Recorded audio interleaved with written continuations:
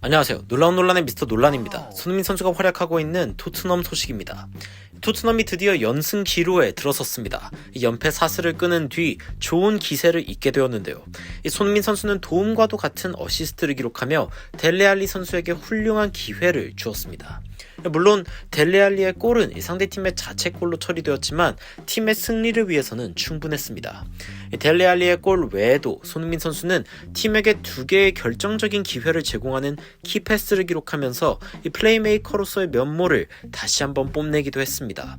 하지만 추가골이 터지지 않은 부분에 대해 아쉬움이 느껴지기도 했는데요. 특히 손흥민 선수는 팀의 추가골로 이어질 수 있는 기회를 제공하며 멀티골 승리를 만들어낼 뻔했으나 팀은 아쉬운 결정력을 보였습니다.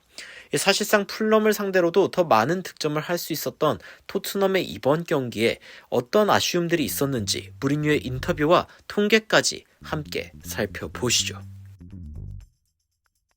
무리뉴는 이번 경기가 중요한 승리였다며 승점 3점은 1점보다 낮다고 결론 지었습니다. 하지만 순위에 관한 한 최대한 살펴보고 싶지 않다고 이야기하면서 이 다음 경기 정도만 현재 집중을 하고 있는 상황이라고 짤막하게 밝히기도 했습니다. 오늘 가장 큰 주목을 받은 것은 역시 알리의 선발 출장이었는데요. 무리뉴는 알리의 선발 출장이 알리에게 선물이 아니라면서 알리가 확실한 노력으로 얻어낸 결과라고 재차 강조하는 모습을 보이기도 했습니다. 그가 얻어낸 것입니다. 선물이 아니죠. 팀에 돌아와서 열심히 훈련하며 팀과 100% 함께하고 체력이 완전해진 것에 대한 대가였습니다. 무리뉴는 알리가 다시 선발 출장하는 느낌이 무엇인지 갖게 되는 것이 중요한 일이었다며 알리의 활약에 기뻐하는 모습을 보이기도 했습니다. 역시 알리 다음으로 주목받은 것은 토트넘의 공격진 4인방이었습니다. 외신에서는 이 4명을 두고 판타스틱 4라는 이야기를 했는데요. 무리뉴는 이 4명의 선수가 선발에 들게 된 이유에 대해 이렇게 밝혔습니다. 저는 공격진들을 다 좋아합니다. 하지만 비니시우스, 베르바이는 벤치에 앉지도 못했죠. 우리는 8명의 공격 포지션 선수들이 있고 저는 모두를 좋아하기 때문에 지금 얼마나 열심히 하는지, 어떤 경기를 할 건지, 어떤 포지션이 필요한지, 얼마나 경기를 했는지에 따라서 정해진 것뿐입니다. 무리뉴는 최근 경기를 많이 소화한 모우라가 쉼이 필요하다고 판단했으며 스쿼드가 현재 좋은 로테이션을 갖춰가고 있다고 판단하기도 했습니다. 물론 이 가운데 고려가 안 된 선수들은 케인과 손흥민입니다. 로테이션 자원들과는 달리 아예 팀의 뼈대가 되어버린 이 두 선수들은 사실상 경쟁에 관하여 논외이며 외국 방송에서도 토트넘의 스쿼드가 어느 정도 수준인지에 대한 토론에서 국가대표 선수라고 해서 다 좋은 선수는 아니라고 일침을 가한 해설자들마저 케인과 손흥민은 논외라고 인정하기도 했죠. 하지만 오늘 경기에서 손흥민 선수는 동료 선발 선수인 케인보다도 더 좋은 활약을 보여줬다는 평가를 받으며 토트넘의 연승에 도움이 되었는데요. 최근 좋은 모습을 보여주고 있는 손흥민 선수에게 부족한 것은 그 과정에 걸맞는 결과였습니다. 이 구체적인 통계 수치까지 바로 들어가 보시죠. 오늘 토트넘은 점유율에서 6대4로 밀리는 모습을 보였습니다. 하지만 그럼에도 지속적으로 슈팅을 만들어내며 공격 작업을 하기도 했으며 제대로 된 골 기회를 3차례나 만들어내는 모습을 보였습니다. 하지만 통계에 의하면 토트넘은 이 3개의 찬스를 모두 놓쳤으며 더 쉽게 골을 넣을 수 있는 기회들을 다 놓쳐버린 것으로 나타났습니다. 이는 손흥민 선수의 통계를 살펴보면 더욱 극명하게 드러나는 부분인데요. 손흥민 선수는 오늘 키패스 2개를 기록하는 모습을 보여주었지만 이 키패스 2개가 모두 결정적인 골 기회를 만들어내는 상황이었습니다. 토트넘이 만들어낸 큰 기회 3개 중 2개를 손흥민 선수가 만들어낸 것이죠. 반면 케인의 경우 큰 기회 2개를 놓쳤다는 통계가 나와 있습니다.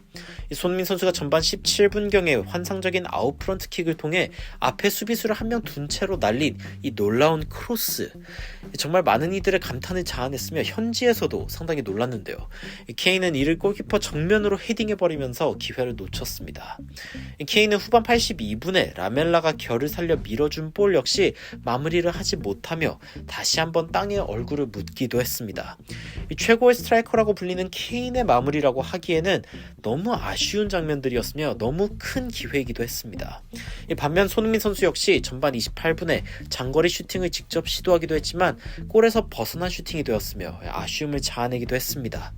하지만 가장 중요한 부분은 이 토트넘의 공격진들이 서로 협력하는 모습이 보이기 시작했다는 점이며 이 퍼디난드는 BT 스포츠의 경기 후 분석에 토트넘의 공격진 4명이 함께 만들어낸 장면들에 대해 말하기도 했습니다. 이제 계속 기다려왔던 4명의 선수들이 선발로 나오게 되었습니다. 그리고 그들은 서로 맞춰가는 모습을 보여줍니다. 분명 결과를 많이 내지는 못했지만 그래도 풀럼은 최근 5경기에 한 골만 실점한 팀입니다. 이 BT스포츠는 알리가 지속적으로 스트라이커보다 높은 위치로 올라오며 공격을 더 하려고 한 모습에 대해 긍정적으로 생각한다면서 퍼디난드 역시 손흥민 선수가 비슷한 생각을 했을 것이라 말했습니다. 손흥민 선수도 그렇게 생각했겠지만 최근 많이 못 봤던 장면이 바로 이 스트라이커 뒤로 뛰어들어가는 알리입니다. 램파드랑 비슷한 모습이죠. 알리가 잘하는 침투가 이번 경기에 자주 보였다고 지적한 퍼디난드는 이런 모습을 손흥민이 기다려왔을 것이고 또 마무리를 더 잘할 필요가 있다면서 알리가 더 좋은 모습으로 올라오면 케인과 손흥민에게 보였던 연결이 알리와 손흥민 사이에서도 보일 수 있을 것이란 기대를 보였습니다. 결국 팀의 연결고리가 되어주고 있는 역할을 현재 하고 있는 선수가 바로 손흥민 선수이며 손흥민 선수가 제공하는 기회들을 조금 더 확실하게 마무리를 해줘야 하는 토트넘 공격진의 상황이기도 합니다. BT스포츠에서는 이제 토트넘에게 좀 더 가속력이 붙는 것 같다며 앞으로 다가올 카라바오컵 결승전과 유로파에서도 좋은 경기를 하는 게 시즌 중에도 좋은 효과를 내고 있다고 평가하며 상위 4팀 안에 들 수도 있을 것이라고 예상하기도 했습니다. 하지만 아직은 갈 길이 먼 상황인데요. 현재 토트넘은 26경기로 승점 42점을 기록하고 있는 상황이며 현재 8위에 있습니다. 다음 경기를 이긴다면 하락세를 겪고 있는 리버풀보다 높은 순위에 오를 수 있는 상황인데요. 맨시티가 60점대의 승점으로 독주를 기록하고 있는 이번 시즌에 나머지 챔피언스 리그 자리를 향한 경쟁은 더욱더 심각해지고 있는 상황입니다. 토트넘은 팰리스와 아스날 등의 경기에서 연승을 이어가기를 바라야 하는 상황이며 손흥민 선수의 활약이 계속되고 있지만 토트넘의 공격진은 이제 과정에 합당한 결과를 내는 데 집중해야 하는 상황입니다. 마치 시즌 초기 공격이 난항을 겪을 때 손흥민 선수가 적은 기회를 가지고도 골을 만들어냈던 때처럼 말이죠. 특히 지난 경기에 이어서 이번 경기에도 훌륭한 기회를 만들어내고 있는 손흥민은 팀이 제대로 된 마무리를 해주기를 바랄 수밖에 없는 상황입니다. 득점과 도움을 상황에 따라 자유자재로 올릴 수 있는 역할을 현재 맡고 있는 손흥민 선수가 득점포가 가동이 안 되는 상황에서 팀원들이 좋은 기회를 마무리해줄 때 손흥민 선수에게도 큰 자신감이 되어줄 것입니다. 손흥민 선수를 비롯한 공격진의 선수들이 이번 시즌 좋은 경쟁을 통해 성장하길 바라며 응원하는 마음으로 지켜보도록 하겠습니다.